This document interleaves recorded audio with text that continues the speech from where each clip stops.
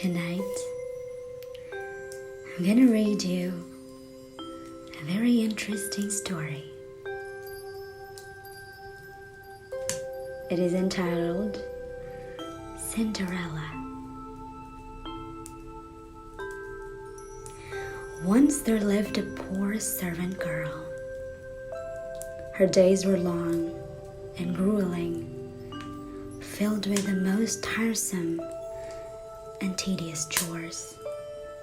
Scrubbing floors, washing clothes, dusting shelves, and cooking meals.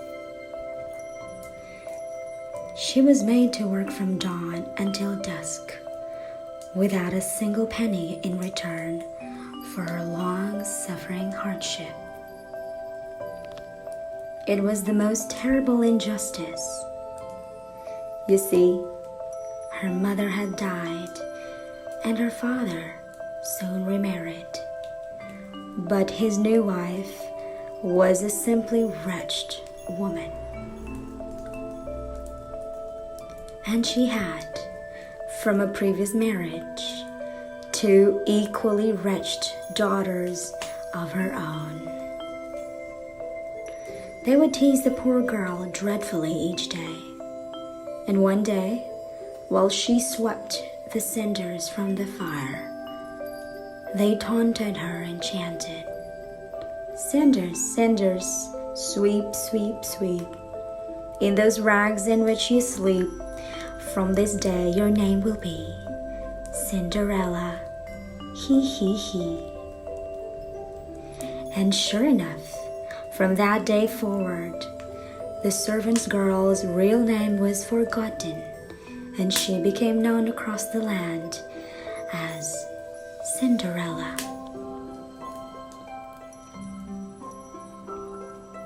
She was a meek and mild-natured young lady. Despite years of torment from her wicked stepmother and beastly stepsisters, she did not once raise her voice to them or try to avenge them, nor did she wish them ill. She simply continued with her duties in the hope that one day, when she was older, she would escape and live the wonderful life of which she had often dreamed. One day came a knock on the door. Cinderella opened it. In front of her stood a small, rotund man, dressed in royal regalia, carrying an important-looking scroll. Behind him stood 2 armored knights, flying flags, embossed with the king's arms. The little man unrolled the scroll and began to read aloud. "It is my duty to announce," he said formally, "that His Majesty the King sends forth an invitation to all the young ladies of this fine kingdom to attend the royal ball at the palace." Hearing this, the stepsisters ran to the door and pushed Cinderella aside. "Oh, goody!" they cried, clapping their hands with delight. The little man continued, "The prince and the heir to the throne seeks a princess, and he would like to meet each lady of the kingdom in the hope of finding true love. The palace doors will open at 8 p.m. this Saturday." The little man then turned, mounted his horse, and galloped off, followed closely by the 2 knights. The stepsisters closed the door and, not able to contain their excitement, let out an almighty shriek. The stepmother entered. "What is the meaning of all this hilarity?" she cried. "Oh, Mama, we have been invited to the royal ball, and I feel sure that one of us will be picked as the new princess."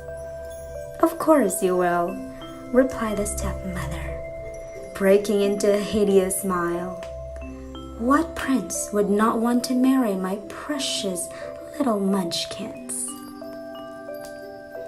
Cinderella watched on, desperately trying to avoid a descent into hilarity, for she knew, as it was plain for all to see, that any prince would rather have lived a life of solitude than marry either of these wretched, selfish brutes. The stepmother turned to Cinderella. "Prepare the gowns," she hollered. Cinderella nodded. "Of course, ma'am." You have to know that Cinderella longed more than anything to go to the ball, but she daren't ask her wicked stepmother, for she already knew the answer. And she didn't want to hear it. So she simply busied herself for the following days with her chores and, of course, preparing her stepsister's ball gowns. The evening of the royal ball arrived. A splendid horse-drawn carriage pulled up to the front door, and the stepsisters, adorned in their painstakingly hand-stitched gowns, promptly climbed aboard. Cinderella looked on with great sadness as the carriage set off down the drive towards the palace. She sighed deeply. "If only I had a single wish," she said to herself, "I would attend the royal ball and for just one night be spared my frightful chores." Suddenly, there was a flash. A tiny fairy appeared in front of Cinderella, hovering like a hummingbird at Cinderella's eye level and clasping a miniature wand. "And you shall," said the fairy. "Shall what?" Cinderella replied, looking confused.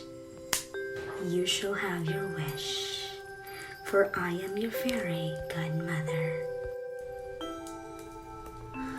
Oh, how you have suffered in silence all these years. You are a kind soul, a mild and gracious young lady. And you shall go to the ball. Your wish, my dearest Cinderella, is my command." Cinderella beamed. "Oh my," she exclaimed with glee. Then she stopped, and a frown came upon her face.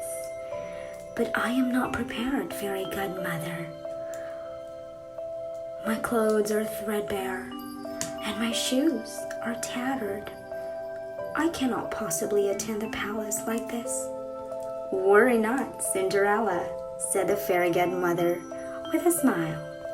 "For all I will need to grant your wish is a pumpkin, a rat, 2 mice, and 4 grasshoppers."